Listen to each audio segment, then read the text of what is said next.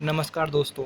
आज हम कक्षा 12 जीव विज्ञान के पेपर का सॉल्यूशन देखना चाहते हैं। आरबीएससी का पेपर है ये। जैसा कि आप देख रहे हैं कि इसमें पहले प्रश्न में सही विकल्प का चयन करना है। तो पहला प्रश्न है मनुष्य के अर्धसूत्राणु गुणसूत्रों की संख्या। तो इसका ऑप्शन होगा सेकंड ऑप्शन 23 गुणसूत्र ब। और दूसरा प्रश्न है निम्नलिखित में से परिभ्रूण पोष पाया जाता है। किस में पाया जाता है? तो चकुंदर में पाया जाता है।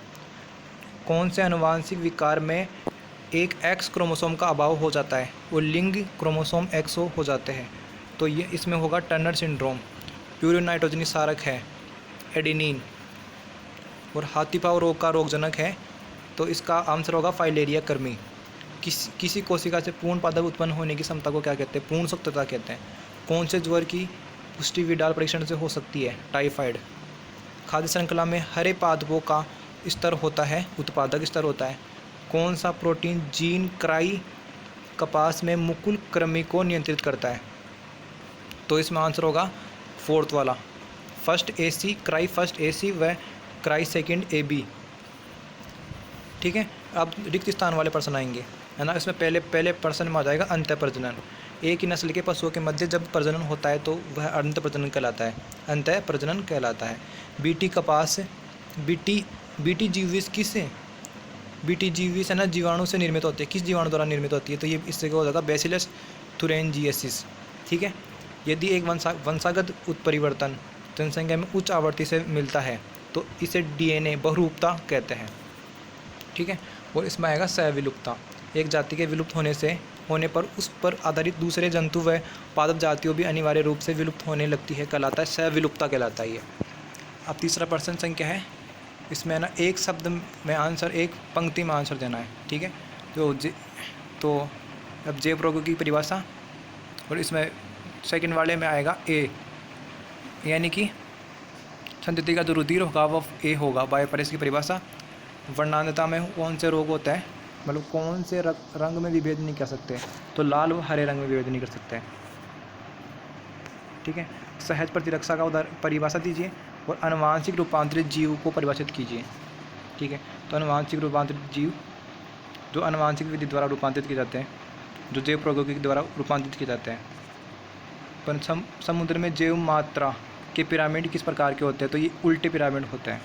बहुस्थानीय संरक्षण क्या है? ये हो गया। तो किन्हीं 3 गर्भ निरोधक साधनों का नाम बताइए। इसमें तो एक रोध होगा जो फिजियोलॉजिकल बैरियर, शारीरिक अवरोध, IUD और पिल्स। IUD यानी कि इंट्रायूटिन डिवाइस, और पिल्स यानी कि गोलियाँ हो गई, जो रासायनिक गोलियाँ होती है। ठीक है। फिर जीन गन का प्रश्न आ गया, इसमें जीन गन क्या है, इसका उपयोग बताइए। और मधुमक्खी पालन के 3 महत्वपूर्ण बिंदु। पशु प्रजनन क्या है, पशु प्रजनन के 2 उद्देश्य, जनसंख्या वृद्धि विस्फोट का कारण समझाइए। संवाद में क्लोनिंग करने हेतु आवश्यक किसी एक विशेषता को समझाइए। ठीक है। ये क्वेश्चन हो गए जिसका आंसर आप देख लीजिएगा।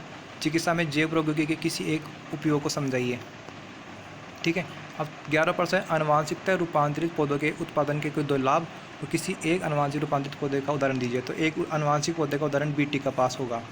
जैव विविधता की क्षति का एक कारण बताइए। तो आवासीय विखंडन व अतिदोहन, इसके अलावा पर्यावरण प्रदूषण हो सकता है, विदेशी जातियों का आक्रमण हो सकता है। ऊर्जा पिरामिड सदैव खड़ी अवस्था में होते हैं, समझाइए। पारजीवी जंतु की जैविक उत्पाद में क्या भूमिका है? जैव विविधता के जातीय क्षेत्र संबंध प्रतिरूप को परिभाषित कीजिए। अब 16% है, 16 वाला क्वेश्चन है। इसमें जो पुष्पिपादों की कायिक परिवर्तन के 2 उदाहरण लिखिए। तो इसमें केला, आलू हो गया, जो कायिक परिवर्तन का उदाहरण है, जिनमें बिना लैंगिक जनन के फल निर्माण हो जाता है। लैंगिक जनन को परिभाषित कीजिए, लैंगिक जनन की परिभाषा लिखिए। अथवा वाला प्रश्न है, और ऋतुस्राव को समझाइए।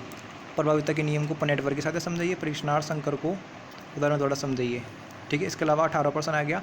इसमें किसी एक जल वाहित रोग का नाम लिखिए, जिसका एक जल वाहित रोग का नाम होगा टाइफाइड। ठीक है। और इस अथवा वाला प्रश्न है, सक्रिय व निष्क्रिय प्रतिरक्षा में अंतर कीजिए और प्रत्येक का एक उदाहरण दीजिए। सक्रिय प्रतिरक्षा का जो उदाहरण होगा वो तो टीकाकरण हो गया। जो कृत्रिम सक्रिय प्रतिरक्षा हो गई। जो प्राकृतिक सक्रिय प्रतिरक्षा होती है वो संक्रमण होता है। निष्क्रिय प्रतिरक्षा का उदाहरण हो गया एक IgG, जो भ्रूणावस्था के दौरान गर्भाशय की दीवार को भेद कर भ्रूण में प्रवेश करती है। इसके अलावा एंटी स्नेक वेनम हो गया, जो कि कृत्रिम निष्क्रिय प्रतिरक्षा का उदाहरण है। अब इसमें 19वां प्रश्न है, फ्लोरिकल्चर क्या है? पुंकेसर की संरचना का वर्णन कीजिए। एक प्रारंभिक पुंकेसर का नामांकित चित्र बनाइए। निषेचन पश्चात घटनाएं क्या है? पादप भ्रूणपोष की संरचना का वर्णन कीजिए। एक द्विभुज भ्रूण की संरचना का नामांकित चित्र बनाइए। 20वां प्रश्न है, अनुलेखन को परिभाषित कीजिए। डीएनए में अनुलेखन के भागों के नाम लिखिए। अनुलेखन इकाई का आरेखित चित्र बनाइए। न्यूक्लियोटाइड के घटक लिखिए। द्विकुंडली डीएनए की संरचना की एक प्रमुख विशेषता लिखिए। द्विकुंडली डीएनए का नामांकित चित्र बनाइए। ठीक है,